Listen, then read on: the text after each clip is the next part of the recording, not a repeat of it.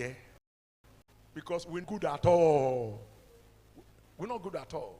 Do you know when you are driving a car, and somebody just come in and they just say, you say, you are very stupid. You want to put me to trouble. Do you know you have committed sin? That's a sin of omission. And within you say, oh, no, I'm not supposed to react like that. I'm very sorry. The devil will quickly take that your anger to God. It don't cost. That's why. You will say, no. He said, I'm sorry. He will quote the scripture to the devil, and God himself will cancel your debt penalty. He is our special senior. As a friend, he's our special senior advocate. He advocates, he solicits for us. And also, every charges that have been laid against us, all of us have charges laid against us. Are you with us? Every one of you have charges against us. Like me now, let me start from my own. I was not born a Christian. As a boy, I was, how will I put it now? I was Sagaga in the village. Now, I drank, I smoked, but I didn't kill. I didn't commit crime. Now that I came to God, I say, I'm sorry, forgive me. All those charges, Jesus Christ have taken them and laid them to the cross. Colossians chapter 2, verse 14 to 16. Romans chapter 8, verse 34. All the charges that have been levied against you, blotting out the handwriting of the ordinances that was against us, which was contrary to us, and took it out of the way, nailing it to the cross. Another version said, all the charges that are laid against us, he took it away and nailed it to the cross. Romans chapter 8, verse 34. Then he now said, who shall lay charges? Who is he that condemned him? It is Christ that died. Yeah, rather, that is risen again. Who is even at the right hand of God? Who maketh intercession for us? Read on. Who shall separate us? That's not the verse. There is a place where it said, who can lay charges? Let me quickly go there. Who can lay charges against the Lord? It is the Lord that justifies. Verse 33 is verse 33, please. It's verse 33. Who shall lay anything to the charge of God's elect? It is God that justified. So this our friend, all the charges that the devil have against you when you were unbeliever, all the charges he have against you. You know, there are some of you, the thing your past, steering bell follow you. You do this. You did this last year. When you were a girl, you do this. When you were a man, you did the ring bell. When you now come to Christ and confess them and accept Jesus Christ, all those charges are nailed to the cross. And you are now justified. In the legal system, when you say you are discharged and acquitted, meaning that all the charges against you have been plotted out. You are no longer a convict. You are discharged and acquitted. Meaning that all the things they say about you, all of them in a lie, it not go hold against you. You are clean as possible. That is what Jesus Christ did. All the charges against us. Hello, let me tell you, this devil is a deceiver. He will still come to you and say, you think say you go born? You not go born though. You remember say, that time when you were a girl, that boy when you were a friend, he cursed you. You not go born though. You did abortion when you remember you did abortion. You not go born. All those charges, they have been nailed to the cross. If you are a believer though, are you with me?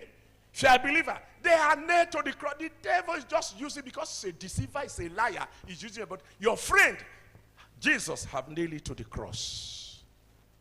You are no longer having any charge against you. He is our burden bearer. As a friend, 1 Peter chapter 5, verse 7, he is our burden bearer. What a friend we have in Jesus, all our sin and grief to bear. What a privilege to carry everything to God in prayer. Oh, what is we offer forfeit? Oh, what needless pain we bear. Oh, because we do not carry everything to God in prayer. He's our burden bearer. He said, come out to me, all ye that labor and heavy laden, I will give you rest. He said, cast your burden upon me if I carry for you. That scripture, I will never forget it. That 1 Peter chapter 5, verse 7. Cast your burden upon me, for I carry for you. I will never forget that scripture. When I was young, age of marriage, already proposed to my wife, and I knew I was ripe for marriage. Some of you have heard this story before. I and my wife, we sat down to have our marriage budget. The budget was 300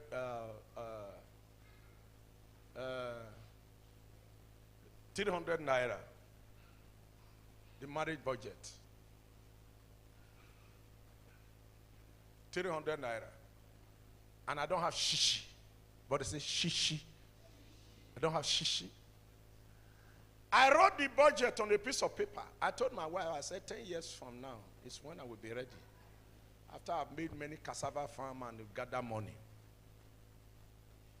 But I took the burden to God. I put it in the Bible and I went to pray. I went into 7 days fasting and prayer. I said, God, look at my body. Look at my budget. Look at it. Please, brethren, from the day I know Christ, I have learned to carry my body to him. I know him as my friend. I just started some example to you. I know him as my friend. I carry my burdens to him. I said, God, look, no father, no brother, no sister, no helper. As I was praying, I fell into a sleep-like dream, a dream-like revelation. I saw rice farm. All the stocks, all of them fell as a result of this. Somebody just came, a very hefty man with a very big hole. He would take rice stem up, dig hole, and somebody pointed out and said, the gardener careth for his garden. Cast your care upon me, for I care for you. I woke up. I said, oh, cast your burden upon me, I care for you. And I went to my in-law and said, fix marriage date for me. The first question asked me, I know you, James, you don't have money. You just joined Minimis. Where you get money? I said, God have taken my burden. So God is bearing somebody's burden today.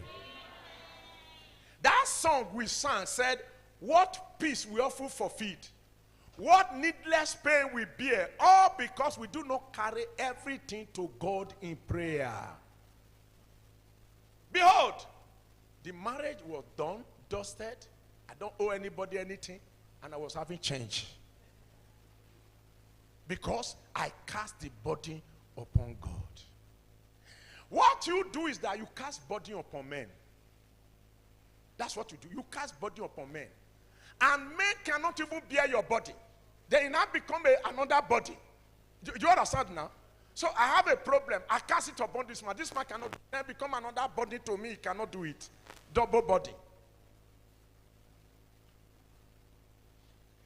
Tell somebody, learn to pray. Jesus is your friend. Learn to talk to him in prayer. Learn to bring your body to Jesus. He's your friend. I have another body. As a pastor, I have a school. We're just organizing school. One day I was in the Bible study to preach in the Bible study. Somebody just came and